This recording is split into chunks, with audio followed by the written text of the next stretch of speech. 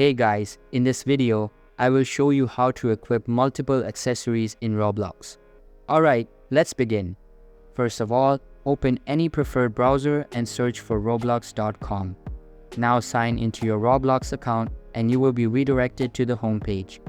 Now tap on the Avatar tab in the left side menu and a bunch of wearables will be displayed. Hover your cursor over the Accessories tab and select the target subsection.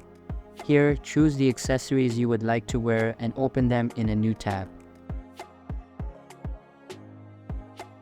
Then click on the Advanced Embed at the right side. You will see a bunch of fields. Now get to the Accessories individual tab and copy their ID, then paste this in the fields provided.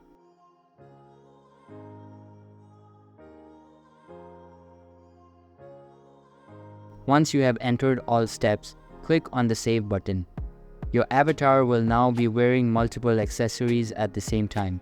So that's basically how you can equip multiple accessories in Roblox. And that's it for this video. If you find this helpful, consider subscribing and giving this a big thumbs up. Thanks.